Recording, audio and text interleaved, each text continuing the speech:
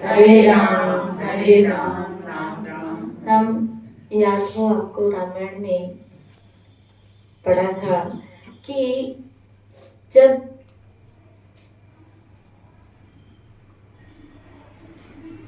सती छुपाव कर रही है, क्या बन के बैठी? सीता बन के बैठी। उस वक्त भगवान श्री राम, प्रभु श्री राम आए हैं और हंसकर उनसे बोले। जब कोई जीव अपनी प्रज्ञता ईश्वर के आगे या गुरुजनों के आगे प्रकट करता है तो भगवान हंसते हैं। क्यों हंसते हैं? इसलिए हंसते हैं कि मेरा दिया हुआ मेरे ही आगे दिखा रहा। सिद्धियां हैं तो उन्हीं के द्वारा दी हुई है, बुद्धि है तो उन्हीं के द्वारा दी हुई है, क्षमता है तो उन्हीं के द्वारा दी हुई है, बल है तो उन्हीं के द्वारा दी हुई है। अब उन्हीं के द्वारा दी हुई चीज उन्हीं के आगे आजमाई जाए तो भगवान इसको देख के कभी कभी मुस्कुराते। यहाँ भगवान का एक स्वभाव भी बताया। पहले तो प्रभु ने हाथ जोड़कर सती को प्रणाम किया और पिता से अपना नाम बताया। फिर कहा, शिव जी कहाँ है? श्री राधे बोली, है किस रूप में? सीता के रूप में। और भगवान शिव उससे पूछ रहे, भगवान श्री राम प्रभु दिमाग से पूछ रहे कि शिव जी कहाँ है? आप इस वन में अकेले क्या है? किस लिए आप अकेले टहल रहे हैं? रामचंद्र के कोमल और रहस्य भरे वचन सुनकर सती थोड़ी घबरा गई, संकोच में आ गई, क्योंकि वो उस वक्त किस वेश में थी?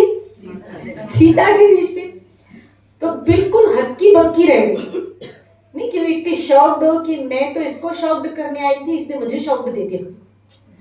मैं तो इसको आजमाने आई थी और इसने मेरे सारी प्लानिंग फेल कर दी। तो वो उसको शौक देना चाहती थी और जैसा भाव वैसा परिणाम। तुम शौक देना चाहती थी तो मैं तुझे शौक दे रहा हूँ। इसलिए कहा, जा ठाकुर के नाई चारा ताकि कीजिए सदा। यहाँ ट्रांसपेरेंट रहना चाहिए, ट्रांसपेरेंट रहना चाहिए भगवान के आगे, जैसे हो वैसे, क्योंकि उनको सब पता है। यहाँ ट्रांसपेरेंट रहा करो। यहाँ कोई चतुराई, यहाँ कोई चालाकी, यहाँ कोई बुद्धि, यहाँ कोई अकलमंदी। अब देखो इस भागवत में आया ना, कौन? पौंड्रिक। द्वारका में भगवान श्री कृष्ण द्वारकानाथ, काशी का राजा पौंड्रिक एक पत्र भेजता है द्वारकाधीश को। और पत्र क्या भेजता है? और उसमें वो लिखित में एक ब्राह्मण के द्वारा, जब अपने एक सेवक के द्वारा पत्र भेजता है, क्या कि ये जो तुम अपने आप को द्वारकाधीश कहला रहे हो ना, भगवान का अवतार, वो तुम नहीं हो, मैं हूं। और उसने क्या किए थे? 2 नकली हाथ लगा दिए थे, 2 नकली हाथ लगा दिए थे। और उस नकली हाथ में एक में नकली चक्र। राधे बोली। अब भगवान के साथ तो क्या होता है, जब चक्र को याद करते हैं तब हाजिर। अब ये नकली चक्र, नकली कमल और 2 नकली हाथ, वो नकली चीज कब तक टिकने वाली है बताओ? कब तक टिकने वाली है? श्री राधे बोली। और उसने पत्र भेजा कि तुम अपने आप को द्वारकाधीश कहलाना छोड़ दो, मैं वसुदेव कृष्ण हूं, मैं भगवान का अवतार। और इसी चीज को देख के भगवान मुस्कुराए। ये जब लेटर आया, पत्र आया, तो भगवान इसी मूर्खता को तो देख के जी की हंसता है। क्या कि जीव को जब भगवान बनने का शौक चढ़ता है, ब्रह्म बनने का। श्री राधे बोले, ब्रह्म में है जीव, पर ब्रह्म है लेकिन पर ब्रह्म नहीं है। पर ब्रह्म तो श्री कृष्ण ही रहेंगे, भगवान ही रहेंगे। उनकी क्षमता कोई बूंद बूंद है, सागर सागर है। बूंद कभी सागर नहीं हो सकती। हाँ, बूंद सागर का अंश जरूर है, लेकिन बूंद सागर के समान नहीं है। सागर की क्षमता अपनी है। इसीलिए भगवान ने इस जगत में आके बहुत सारी लीला ऐसी करके दिखाई जो साधारण मनुष्य की बस की बात नहीं थी। चाहे फिर वो गोवर्धन लीला हो, चाहे फिर अग्निदाह हो, चाहे फिर पूतना आदि का वध हो, काली दे का, ऐसी अद्भुत लीलाएं ठाकुर ने करके दिखाई जो साधारण मनुष्य की बस की बात ही नहीं थी। और कोई साधारण मनुष्य इस प्रकार घोषित करता है कि मैं भगवान, तो भगवान को हंसना नहीं आएगा तो और क्या है। श्री राधे बोलिए। और वो भ्रम भगवान तोड़ते। ट्रांसपेरेंट कहने का तात्पर्य भगवान के आगे ट्रांसपेरेंट रहना चाहिए। ईश्वर के आगे हमको ट्रांसपेरेंट रहना चाहिए कि जैसे हैं वैसे है। जितना हो रहा है प्रभु आप देख रहे हैं, जितनी अंतर सोच है वो आप देख रहे हैं, हम ऐसे ही हैं। वो हम सिंधी में कहते ना, जेड़ी आया तेड़ी आया प्रभु मालिक जैसे हैं प्रभु देख में ऐसे ही हूँ, हम तो ऐसे ही हैं प्रभु। और एक बच्चे का अपने माता पिता से क्या छुपा, उसकी माँ को तो सब पता है कि इसका बच्चा कभी कभी तो हम कहते हैं तू नहीं जाने में खबर आ गई है, बाहर वाले आके कहते हैं कितना अच्छा है, रहो तो खबर हो गई क्या, तो तेरा बच्चा शांत है। श्री राधे बोले आवाज ही नहीं है, बोला बैठ उसके साथ तो पता चलेगा कितनी आवाज है। श्री राधे बोले कभी कभी कई बच्चे जाते हैं बोलते ये तो गूंगो अलग ही ना थोड़ी। श्री राधे बोले तो बात ही नहीं कर रहा, उसकी माँ से पूछो कितना गूंगा है। श्री राधे बोले है कि नहीं पता, तो उसकी माँ सब बता देगी। तो इसी तरह हमारी माँ को सब पता है ना। हम प्रजापति गीता में कहते हैं मैं बीज देने वाला तो मैं ही, तुम्हारे माँ के गर्भ में बीज देने वाला मैं ही हूँ।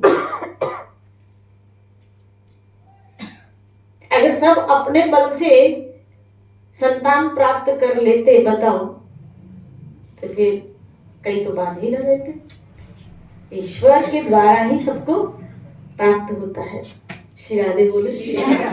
तो यहाँ सती संकोच में पड़ गई, संकोच में पड़ गई, क्योंकि वो भगवान को शौक देना चाहती थी, तो भगवान ने उसको शौक दिया। यहाँ भी पौंड्रिक भगवान को शौक देना चाहता था, और भगवान आए, उसके दोनों हाथों को वो जब आया तो चक्र तो नकली लगाया था, तो कहेगा तो चक्र जा जा, भगवान हंसने लगे। नकली चक्र को बोलेगा जा, फिर आखिर उसने ऐसे फेंका। भगवान जब आज्ञा देते तो चक्र चलता है, अपने आप उनकी सेवा में हाजिर रहता है। अब कोई व्यक्ति उनकी एक्टिंग करेगा तो कैसा लगेगा, और वो कह रहे चक्र जा जा, नहीं जा रहा, आखिर उसने चक्र हाथ में लिया और इसे फेंका। मैंने बोला तो भगवान हंस रहे, और अपने ही सुदर्शन चक्र के द्वारा फिर उसका वध किया। ले तेरा चक्र नहीं आ रहा तो मैं अपना चक्र भेज रहा हूँ। श्री राधे बोली। तो भगवान के आगे कपट नहीं रखना चाहिए, उनके आगे कपट नहीं चलता। उनके आगे तो जैसे हो मोहे छल छिद्र कपट न भावा, निर्मल जन चित मोहे भावा। श्री राधे बोली मुझे कपट अच्छा नहीं लगता, और कपट अच्छा भी नहीं लगता और मेरे आगे टिकता भी नहीं है। लाइट के आगे अंधेरा नहीं टिकेगा, प्रकाश के आगे अंधेरा टिक नहीं सकता। इसी तरह ईश्वर के आगे दंभ कपट छल टिक नहीं सकता, वो प्रकाश है। तो प्रकाश के आगे कपट नहीं, वहां सेव्य भाव से रहो, वहां दीन होके रहो।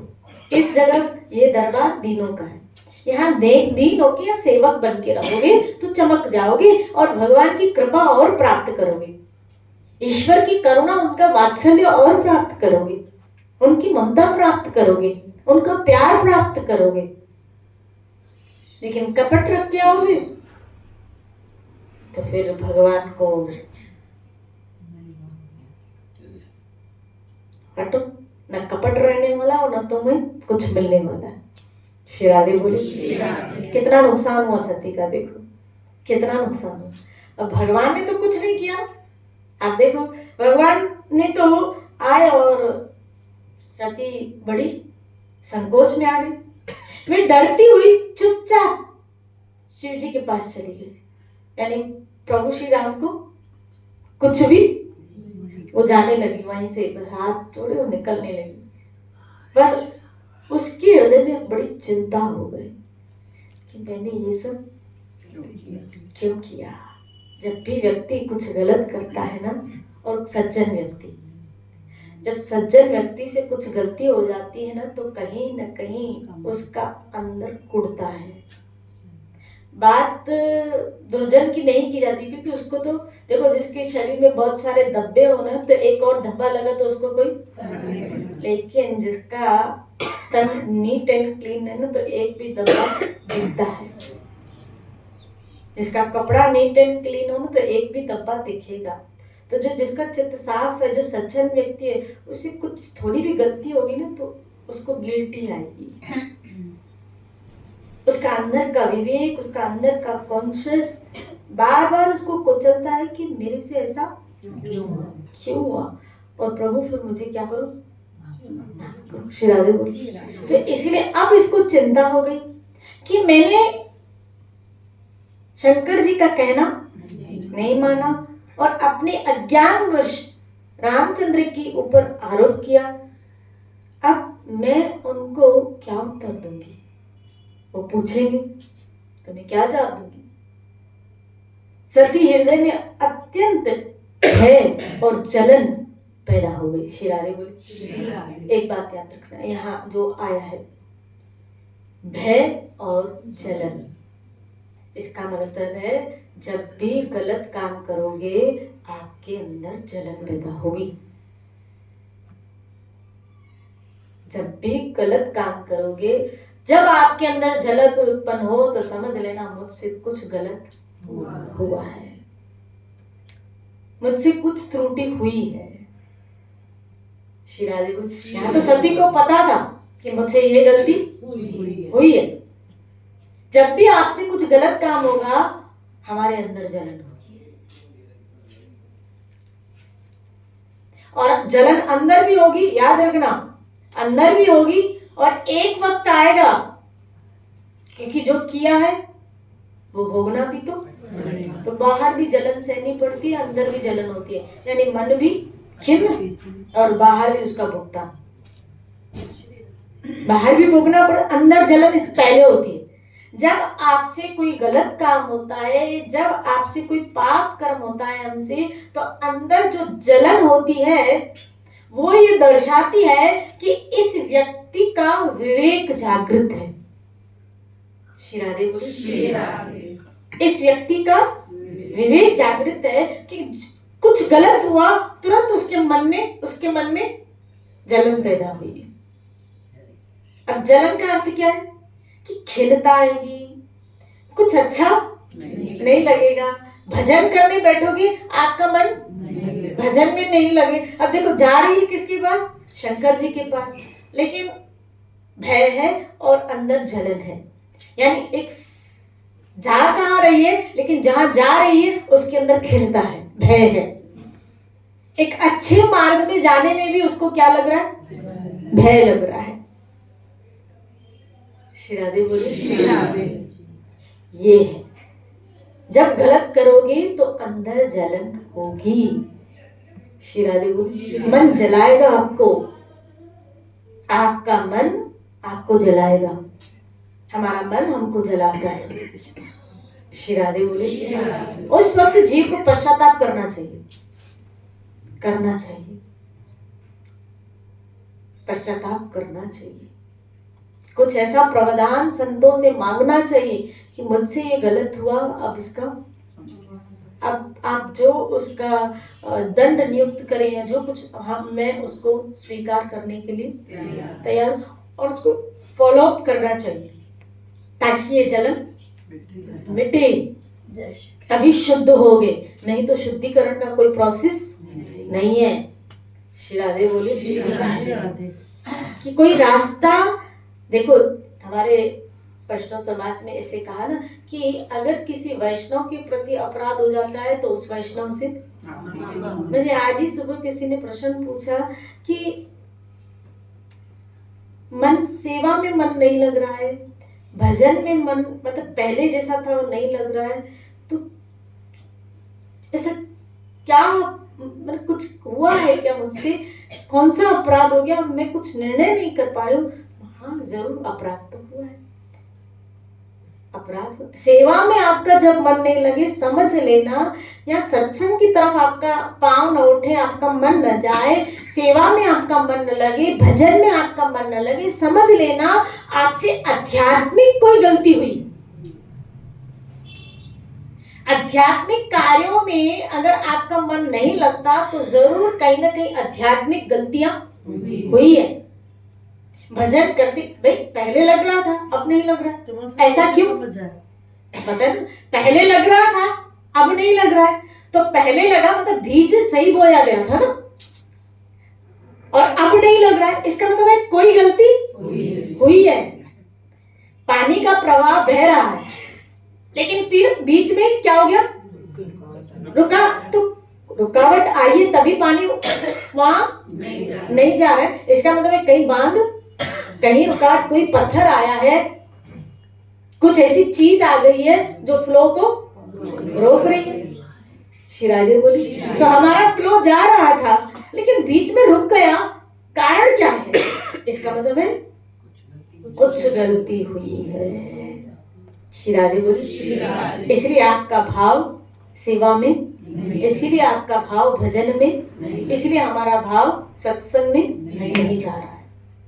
नहीं तो मन की गति तो जा ही रही थी ना, उस फ्लो में बह ही रही थी। श्री राधे बोली अब हमको ढूंढना पड़ेगा। जैसे इसमें आया है भक्ति शास्त्रों में कि रूप गोस्वामी महाराज एक बार लीला चिंतन में बैठे थे, और लीला चिंतन में क्या चिंतन कर रहे थे कि एक लीला देख रहे थे, और वो लीला क्या थी कि भगवान श्री कृष्ण किशोरी जी को, श्री जी को फूल पहना रहे थे, श्रृंगार कर रहे थे, श्रृंगार कर रहे थे।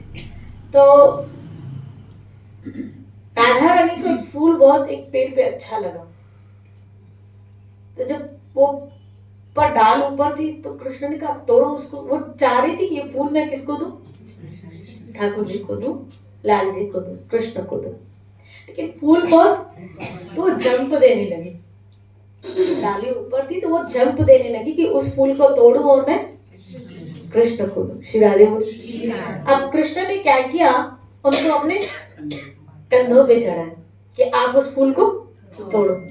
अब जैसे उसको कंधों पे जड़ाया उस फूल को तोड़ने के लिए उस डाल में, तो वो जैसे वो डाल पकड़ी तो कृष्ण हट गए। कृष्ण तो छलिया, तो कृष्ण हट गए, तो बेचारी राधा रानी ऐसे लटक गई। तो जब राधा रानी लटक गई तो रूप गोस्वामी ये देख के मुस्कुरा रहे, हंस रहे थे। किसमें थे? लीला चिंतन। लेकिन ये देख के उनको हंसी आ गई कि ठाकुर जी कैसे नटखट गए, बेचारी किशोरी जी को लटका दिया। श्री राधे बोले लेकिन कर्म संजोग से अब इनका चिंतन चालू था। कर्म संजोग से वहां एक वैष्णव जो पांव से पोलियोग्रस्त यानी चल नहीं पा रहे थे, लंगड़ा के चल रहे थे, तो लंगड़ा के चल रहे थे तो रूप गोस्वामी चिंतन में, वो राधा रानी को देख के, ठाकुर जी की इस लीला को देख के मुस्कुरा रहे। उनको लगा ये मेरे पे हंस रहे और मेरी इसी स्थिति पे हंस रहे, इनको ऐसा मेरे पे हंसना। याद रखना कभी कभी कौन किस भाव दशा में बैठा है, किस दिशा में बैठा है, उसको हमें अपने आंकलन से, क्योंकि हर व्यक्ति अपने आंकलन से सामने वाले को आंकता है। हम अपनी बुद्धि से, अपनी विचारधारा से, अपने मन से किसी की भी आचरण को, किसी की भी क्रिया को, किसी भी की मानसिकता को आंक नहीं सकते। हो सकता है आपने जैसा सोचा हो वैसा वो नहीं। उस वक्त वो परिस्थिति वैसी नहीं हो। फिर आगे बोल। मान लीजिए अब फॉर एग्जाम्पल मैं अपना दूं, फॉर एग्जाम्पल मान लीजिए मुझे पेट में दर्द है, मुझे पेट में दर्द है और मैं बहुत खिन्न हूँ, चुप हूँ क्योंकि मुझे बहुत दर्द है। और किसी ने आंख ली, पता नहीं क्यों माँ का मूड खराब है, किससे गलती हो गई? शिरादे बोली क्या हुआ आपको? क्या? अरे पेट खराब, कुछ नहीं। किसी ने कुछ बोला है? अरे पापा अपना बुद्धि क्यों चलाते हो, अपना दिमाग तो क्यों चलाते हो? शिरादे बोली। अब हम अपनी बुद्धि, तो सामने वाले को अपनी बुद्धि के अनुसार आंकलन हो सकता है। आपकी बुद्धि, अब देखो यहाँ भी तो सती ने अपनी बुद्धि से आंकलन, राम जी को शिव जी की बुद्धि से अगर समझ जाती, मान जाती तो ये गलती नहीं होती थी। भगवान शिव ने तो कहा ना, जिसकी लीला सुन के वही परब्रह्म है, उसी के दर्शन कर रहे हैं। उनकी बुद्धि के अनुसार आंकती तो ये गलती होती नहीं थी। हमारी बुद्धि सीमित है। शिरादे बोले अपनी बुद्धि से आंकना। अब उसने, सामने वाले ने अपनी बुद्धि से आंका। अब अपनी बुद्धि से आंका, हुआ क्या? आप देखो, अपनी बुद्धि से आंका, हुआ क्या? वो रुष्ट होके चले गए और बहुत खिन्न होके चले गए कि ये ऐसे ऐसे ऐसे। जैसे खिन्न होके चले गए, वहां रूप गोस्वामी का लीला चिंतन रुक गया, बंद हो गया। और ये सब हम जैसे कि दिखाने के लिए था। हालांकि देखा जाए इसमें रूप गोस्वामी जी की कोई गलती नहीं, पर हम जैसों के लिए, क्योंकि हम तो गलती हम तो करते हैं। हमें समझाने के लिए था कि किसी वैष्णव के प्रति अगर तुम अपराध करोगे तो तुम्हारा सेवा भाव रुक जाएगा, तो सावधानी से करना। अगर तुम किसी वैष्णव का दिल दुखाओगे या अगर तुम ऐसा कुछ क्रिया करोगे तो तुम जिस भाव से अभी कर रहे हो वो भाव, देखो कभी कभी क्रिया चालू होती है लेकिन भाव दशा नीचे आ जाती है। आपसे अपराध हुआ है, इसका पता कैसे चले? आपसे अपराध हुआ है कि आपकी भाव दशा में गिरावट आएगी। भले क्रिया चालू रहेगी, भगवान इतने दयालु है, इतने दयालु है कि अपनी सेवक की सेवा छुड़ाते नहीं, लेकिन वो भाव का पैरामीटर नीचे आ जाता है। कभी कभी कहते हैं ना, उस भाव से पहले जो मैं भाव से करती थी ना, उस भाव से नहीं होगी। वो भाव का पैरामीटर, आध्यात्मिक जीवन में भगवान इतने दयालु है कि कभी भी जीव को छोड़ते नहीं है। ठाकुर इतना दे, आपको छोड़ेगा नहीं, लेकिन आप जो मेहनत भाव की दशा में प्राप्त करने के लिए कर रहे हो, कोई भी अपराध गलती हुई तो वो भाव में गिरावट आ जाती है, यानी एक सीढ़ी फिर हम बहका जाते हैं। शिरादे बोले हम चढ़ रहे हैं सीढ़ी ऊपर प्रेम दशा को प्राप्त करने के लिए, लेकिन फिर हम सीढ़ी बहका जाते हैं। हाँ, जैसे अपन के सामने वाले ने अपना दिल दुखा दिया, हाँ, हमने फिर भी कहा चलो छोड़ो, लेकिन एक बार दो बार तो क्या उसका चिंतन करते करते भी हमारे भाव में फर्क आ जाता है? आएगा ना, ऑब्वियसली। जिसका करते करते करते करते क्योंकि व्यक्ति आया, जिसका चिंतन आ रहा है तो मतलब भगवान हट रहा है, ये तो माया है। देखो, व्यक्ति आ रहा है और भगवान चिंतन से हट रहा है, तो भगवान का हटना ही तो दुर्घटना है हमारे लिए। हमारे चिंतन में से ईश्वर का हटना ही तो हमारे लिए सबसे बड़ी दुर्घटना है, क्योंकि अब भगवान की जगह किसका चिंतन होने लगा? उस व्यक्ति का उस व्यक्ति का। सारा दिन तो ये माया है जो हमें क्या कर रही है? ईश्वर से हटा रही है। शिरादे बोले। और ये भी हमारा अहम है, एक बार नहीं बोला, दो बार नहीं बोला, तीन बार नहीं बोला, हम बोलने वाले कौन? इसका मतलब है अभी भी अहम है। यहाँ तो धर्म पे चलने वालों ने, इस अध्यात्म में चलने वालों ने, इस मार्ग पे चलने वालों ने इतना सहन किया है। इतना इतिहास खोल के देखो क्या कि मीरा ने को तो लेकिन एक शब्द भी पलट के, और ना ही उन व्यक्तियों के लिए राग द्वेष, उल्टा उल्टा, ये तो मेरे ठाकुर का चरणामृत। एक बात कहूं जो मैंने एनालाइज किया, अनुभव किया, बात कहती हूँ। देखो अब हम किसकी शरण में, अब हम किसकी शरण में, ठाकुर। हम जो कुछ करते हो किसको अर्पण करते हो, कृष्ण को। जैसे मान लो खाना हमने बनाया, तो खाना बनाया वो अर्पण किया कृष्ण, तो क्या बन गया, तो के रूप में आपको प्रसाद मिला। ऐसे ही आपने कर्म किया और वो आपने कृष्ण को अर्पण किया। वस्त्र आपने लिए और कृष्ण को, तो वो वस्त्र भी क्या हो, ऐसे कर्म आप कृष्ण को देते हो। अब वहां से रिटर्न में जो भी आएगा वो भी हमारे लिए प्रसाद है। अब वो दुख है तो भी।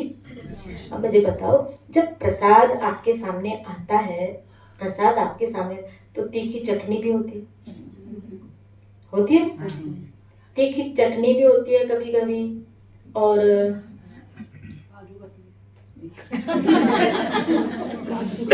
मीठी खीर भी होती है, तीखी चटनी भी होती है, मीठी खीर भी होती है। कभी कभी किसी सब्जी में नमक कम भी होता है। कभी कभी प्रसाद में वो चीज भी मिल जाती है जो आप उसको खाते नहीं, लेकिन अगर प्रसाद में आया है तो आप खाते, मतलब भगवान को लगा है तो बस थोड़ा आप प्रसाद खाएंगे, है ना? क्यों? क्योंकि आप क्या समझते हैं, प्रसाद है। बस अगर हमने कर्म भी कृष्ण को अर्पण कर दिए, हमारे सामने तो हर जीव भगवान का अंश है, तो रिटर्न में हमें जो भी मिलेगा वो कृष्ण की तरफ से मिलेगा। तो जब कोई हमें धड़के देता है, कोई कुछ बोलता है, सोचो तीखी चटनी नहीं देंगे कृष्ण प्रसाद। श्री बोले क्या आया, चटनी आई है, तीखी चटनी। जब कोई धड़के दे तो क्या बोलो, क्या अभी तो ऐसे प्रसाद है ना बेटा, खा ले, तीखी चटनी आई है। कभी कोई ऐसा व्यक्ति खट्टा मीठा मिल जाता है तो ऐसे बोलो ये खट्टी मीठी चटनी आई है, खा लो इसको, क्योंकि हमें हमारे लिए आप सब कुछ क्या है, प्रसाद है। श्री राधे बोले हमारे लिए सब कुछ क्या है, क्योंकि हमने तो हमारे पास जो कुछ था हमने किसको दे दिया, कृष्ण को। अब हमारे पास जो कुछ था वो हमने कृष्ण को दे दिया। अब वहां से जो कुछ आएगा हमारे लिए प्रसाद होगा। अब प्यार मिल रहा है तो सोचो रबड़ी मिल रही है, प्रसाद है। रसमलाई खाओ, बोले रसमलाई श्री राधे बोली रसमलाई है, रसमलाई।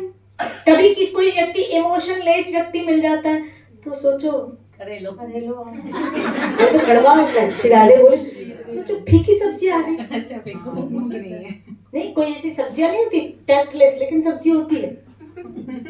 कोई ऐसी सब्जी तो बताओ, ऐसी सब्जी बताओ, होती होगी तो होगी। टिंडे माँ टिंडे लौकी कटर, नहीं अच्छी सब्जियां बनती है, आपको बनाने नहीं आती। शिरादे बोले शिरादे बोले तो चलता है ऐसे जीवन में ये भी सब। क्योंकि देखो पहले हमारी सोच थी, जो हम सोचते थे कि हमारा प्रारब्ध कर्म है ये व्यक्ति उस रूप में, लेकिन अब हमारे पास प्रसाद।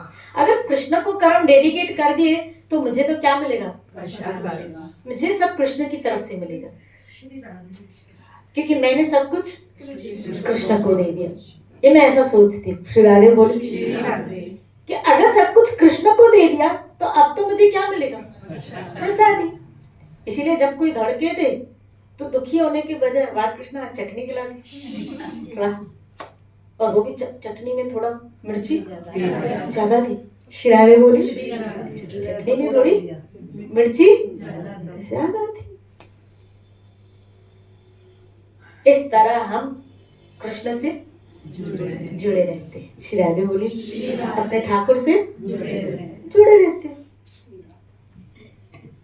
जुड़े रहते हैं, क्योंकि अब हमारे पास हमारा कहने के लिए कुछ भी नहीं। बस अपनी भक्ति को संभाल के चलना है कि भाव की दशा में अब गिरावट, भजन के लेवल को अब गिरना नहीं, वो संभाल के भी चलो कि भजन को नीचे नहीं आने देना है।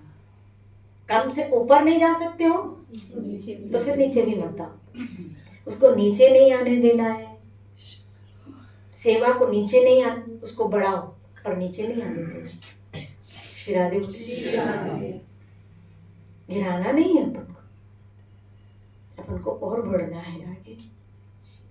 हम तो कहते हैं ना, तन भी तेरा मन भी तेरा, सब तेरा, सब कुछ पर तू है मेरा।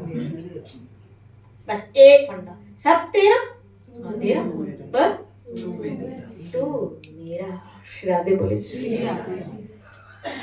सब कुछ खो के अगर उसको पा लिया ना तो बहुत फायदेमंद, घाटे में नहीं जाओ।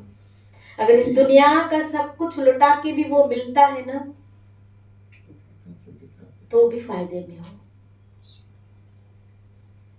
और आपको देने के लिए, हमारे पास लुटाने के लिए है भी क्या, क्योंकि ये वैसे ही मिटने वाली चीजें हैं, छूटने वाली चीजें। मिटने वाली और छूटने वाली चीज को उसके ऊपर लुटा दिया तो फायदे में ही जाओगे। क्यों? क्योंकि उसके पास जो चीज है ना वो मिटने वाली नहीं है। उसके पास जो वस्तु है ना वो मिटने वाली नहीं, वो नित्य है। और हम उसको देते हैं तो वो हमको, हमने मिटने वाली चीजें दी, लेकिन वो हमको जो देता है वो नित्य चीज देता है, अपना धाम। देखो श्री राधे बोले। राधे। एक बात पूछूं? हाँ, ये राधा जी किसका अवतार थी? राधा जी कोई अवतार नहीं है। श्री राधे बोले। राधा जी स्वयं श्री कृष्ण है। श्री कृष्ण मैंने सुना था लेकिन मुझे कुछ थोड़ा सा कंफ्यूज था। नहीं, राधा जी स्वयं श्री कृष्ण है। उनका अवतार मतलब कृष्ण का, देखो कृष्ण की 3 शक्तियां हैं। कितनी? 3। एक हलादनी शक्ति यानी अंतरिंगा शक्ति जो अंदर है, एक बहिरंगा शक्ति और एक बीच की शक्ति। जो अंदर की शक्ति हलादनी वो राधा रानी है, जो उनको आनंद देती रहती है। याद रखना, आपके अंदर अगर ईश्वर को आनंद देने का भाव आया तो इसका मतलब है श्री जी की कृपा है। श्री राधे बोली। अगर परमात्मा को, किसी जीव को आनंद देने का भाव आता है तो इसका मतलब है उसके ऊपर श्री जी की कृपा है कि ये भाव उसके अंदर, क्योंकि ये भाव श्री जी का है। अब वो महाभाव है, लेकिन ये थोड़ा भाव उनकी कृपा से हमें प्राप्त हुआ। और वो कैसे प्राप्त होता है?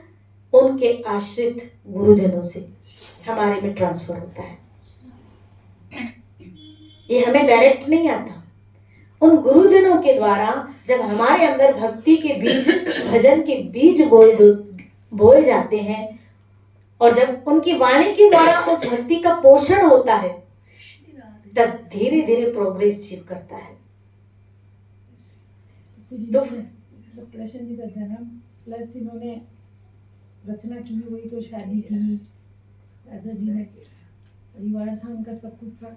देखो मैं आपको बताऊं, जब भगवान इस धरा पे लीला करते हैं, अब ये बहुत गुह्य बातें हैं। आपने प्रश्न पूछा है तो बता रही हूँ, बहुत गुह्य बातें हैं। क्योंकि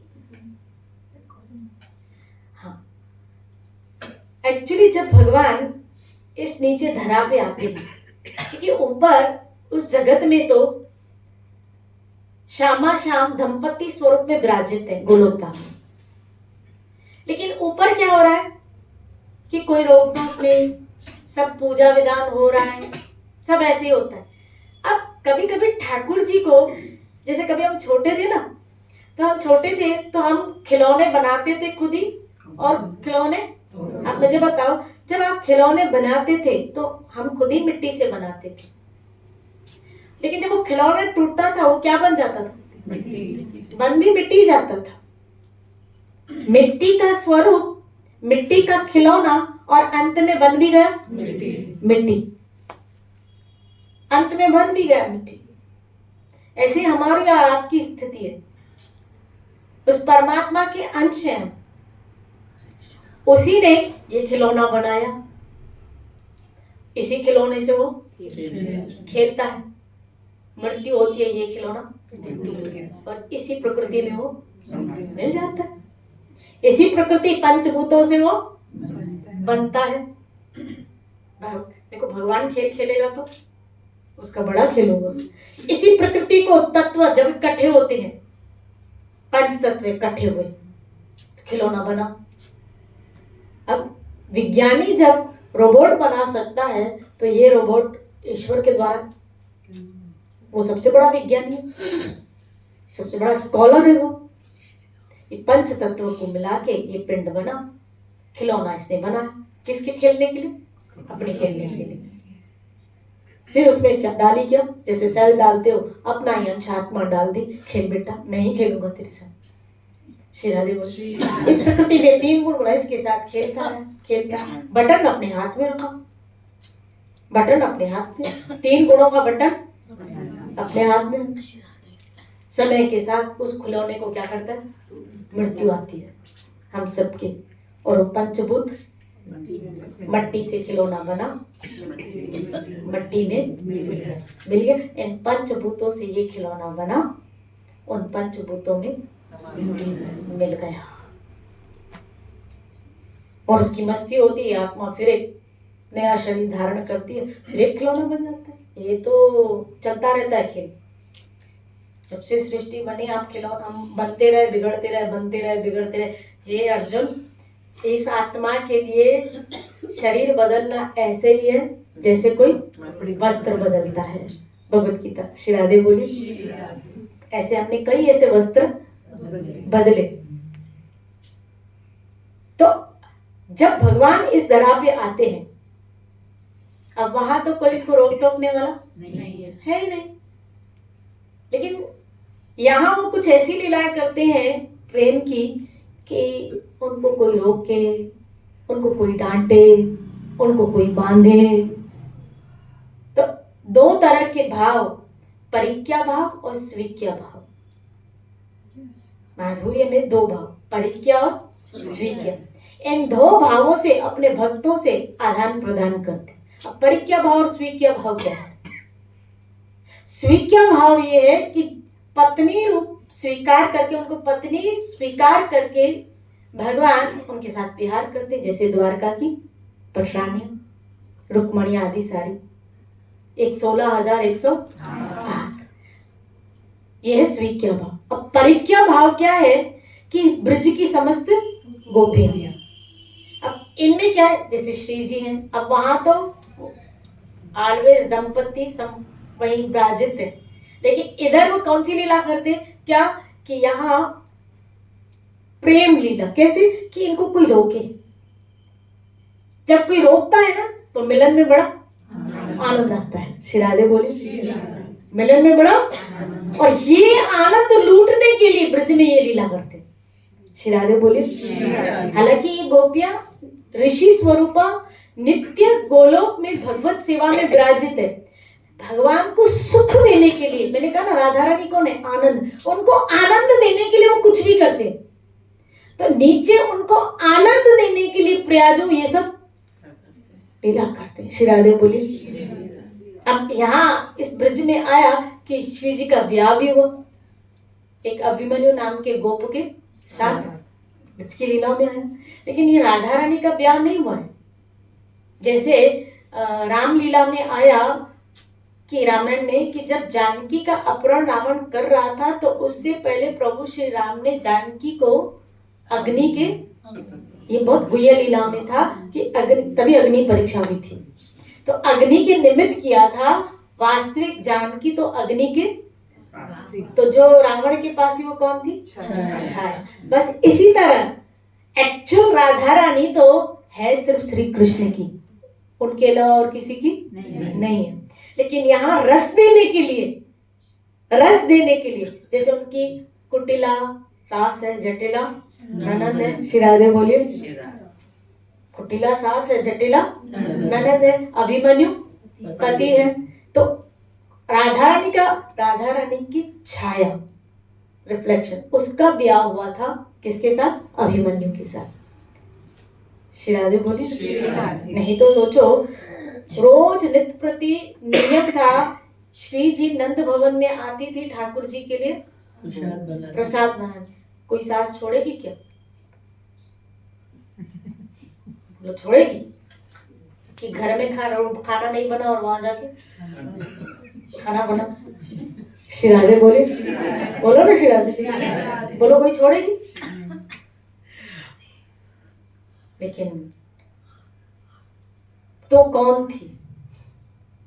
छाया वहां रहती थी और एक्चुअल राधा रानी वहां जाती थी। श्री राधे बोले कुछ नहीं, क्यों? क्योंकि भगवान को ये रस लेना होता है ना, क्या कि जब कोई रोके, जब ठाकुर जी संकेत वन में ये करते कि मिल, तो राधा रानी कहती कि भाई, गोपियां कहती कैसे आए, कैसे आऊं,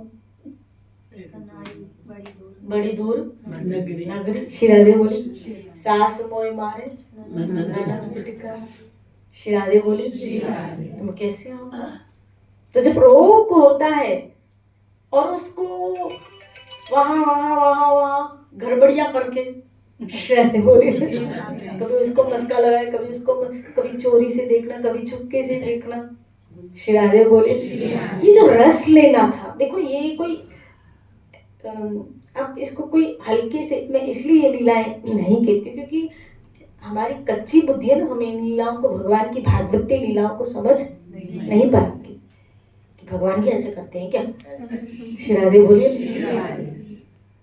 तो फिर यहाँ के लड़के लड़कियों ने किया, फिर क्यों, फिर उसमें क्या दोष है? बोलो ना श्री राधे। प्रश्न उठाने वाले उठाते। श्री राधे भेद न समझा कोई देवता, ज्ञानी सब बरमाए, तीन लोक का स्वामी जिसको। इनकी लीलाओं को समझना बहुत मुश्किल है, बहुत मुश्किल है। भगवान रस लेने, अपने भक्तों को रस देने और अपने भक्तों से रस लेने। परित्राण अपने भक्तों को उनके भाव अनुसार रस देने के लिए और उन भक्तों से रस आदान प्रदान है, ये लीलाएं करते हैं। इसीलिए तो कहा जब कोई शुद्ध भक्त शरीर छोड़ता है तो सीधा गोलोक नहीं, जहां भगवान की, अब जिस ब्रह्मांड में लीला चालू होगी भक्त वहां जाता है, उस लीला में भाव अनुसार प्रविष्ट होता है, वो लीला में शामिल होता है जो उसने यहाँ भाव रखा, और उसका अगर भाव पुष्ट हो गया, सिद्ध हो गया, तो फिर वहां जाता है, उस जगह जाता है। श्री राधे बोले बड़ा आनंद है श्री कृष्ण की लीलाओं में, बड़ा आनंद है। और हम कौन सी शक्ति? बीच की। और ये पूरा जगत प्रकृति भगवान की बहिरंगा माया शक्ति, ये बीच की शक्ति। जीव इस माया शक्ति की शरण में जाता है तो भगवान से दूर हो जाता है, और वो अंदर हलादनी राधा रानी की शरण में जाता है तो भगवान के निकट आ जाता है, उनकी भक्ति का प्राप्त करता है।